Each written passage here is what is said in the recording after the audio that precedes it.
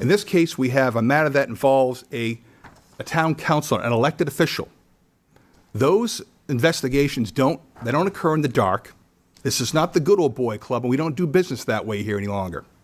They're done appropriately, they're done unbiased, and they're done transparently. And that's exactly what has been done in this particular case. Mr. Chair, I'm going to be recusing myself. Okay, thank you.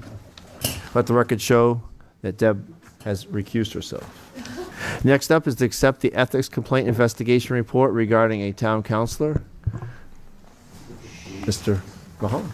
So I just want to go over the history of this situation. Obviously, there was a complaint that was filed with the council, back in May of 2025.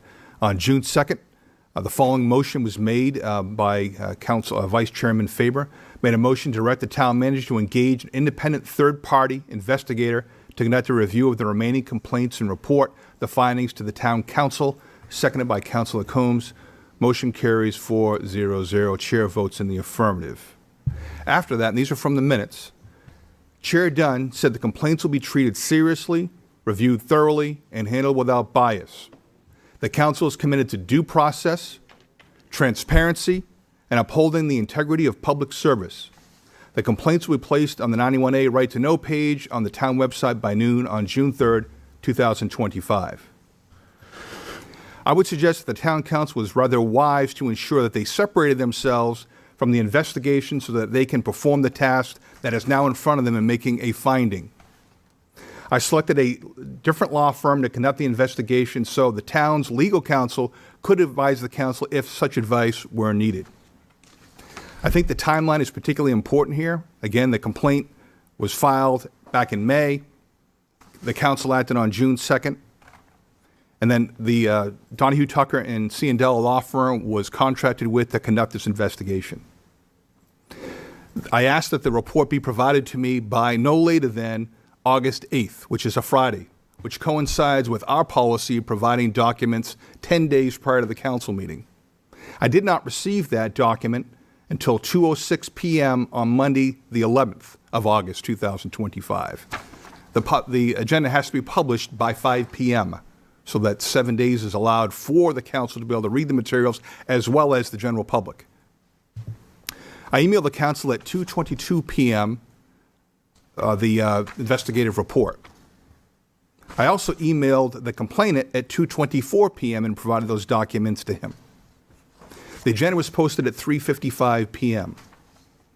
I'm aware of various allegations, conspiracy theories that I did that for the purpose of trying to cast more dirt on the individual who filed the complaint. That is patently false and incorrect. Transparent government in the sunshine is how we operate here. This council has been committed to that, and it's acted in that behalf. Things might have been done differently in the past, but they're not going to be done the same way in the future. And the law has already supported that, and the Supreme Court has made decisions on that. In this case, we have a matter that involves a town councilor, an elected official. Those investigations don't occur in the dark. This is not the good old boy club, and we don't do business that way here any longer. They're done appropriately, they're done unbiased, and they're done transparently. And that's exactly what has been done in this particular case. In this matter, the council will make a determination one way or another on this complaint.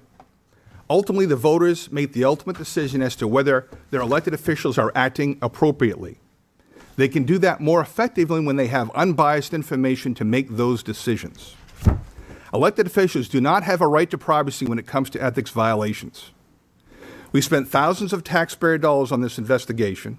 We went back several times to interview more people, and then again more people, and then again more people, to make sure that we followed all the appropriate leads to make sure we had the evidence that we needed if there was any indication that there were an ethics violation to be able to produce that.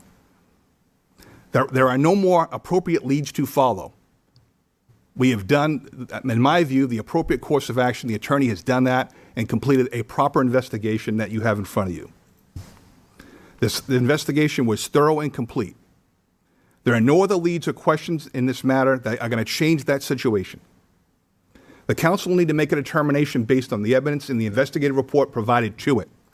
The council must now choose to accept the report and decide if the matter is unfounded.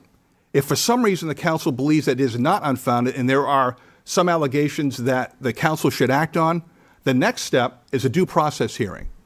And the council must allow Councilor Paul to be able to allow due process to make her case as to why she is not in violation of our ethics code. So you have two choices. Either take the investigative report, accept it, and make a determination whether it's unfounded. And if you think otherwise, the next thing is to move to a hearing.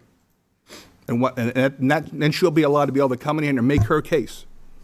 We'll spend thousands of dollars of more taxpayer dollars with attorneys sitting in here, and we'll spend a lot of hours doing that if you believe that's the case.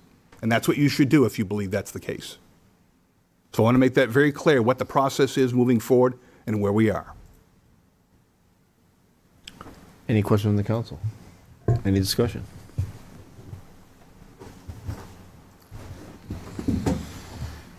I'm going to say something on this. I think I read all 30 pages. I'm comfortable with the investigation. I'm glad we had a third party do it. So I'll make a motion.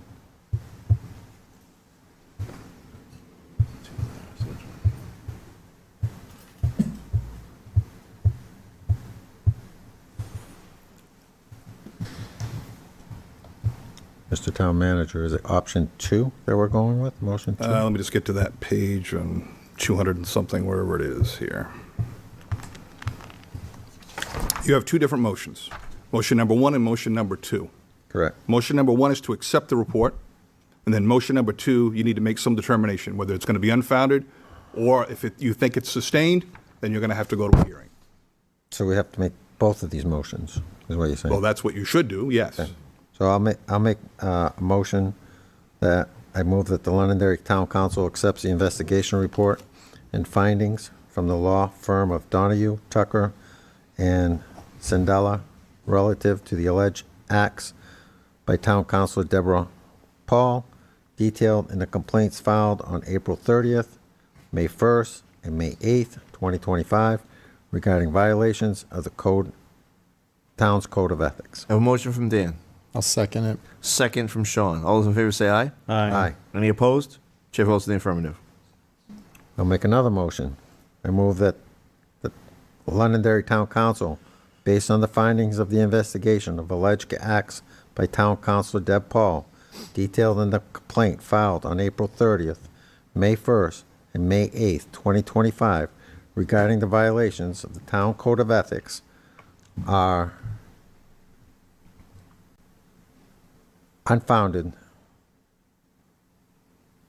and this matter is now closed. I have a motion from Dan. I will second it. Second from Sean. All those in favor say aye. Aye. Any opposed? Chair votes in the affirmative.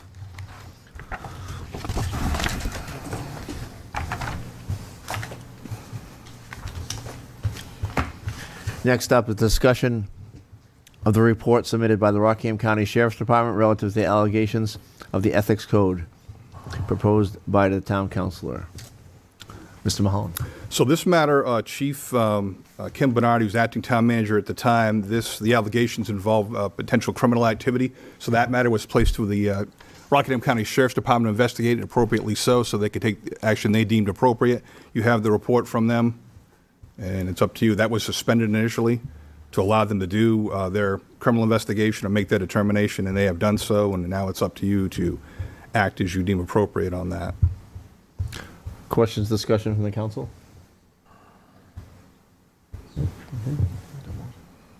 Ted's looking at me. I'll make a motion. Okay. I'll make a motion that I move that Londonderry Town Council hereby receives a report from the Rockingham County Sheriff's Department regarding allegations of violations of the town's code of ethics.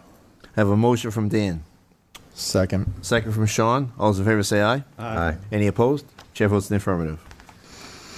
I move that the Londonderry Town Council hereby determines these allegations alleging that Councilor Deb Paul violated the town's code of ethics are unfounded. I have a motion from Dan. Second. And this Second from Ted. and this matter is closed. Sorry. That's right. Motion from Dan, second from Ted. All those in favor say aye. Aye. Any opposed? Chair votes in the affirmative.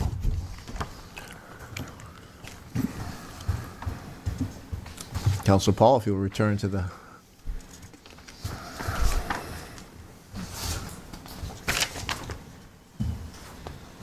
It's 9 o'clock.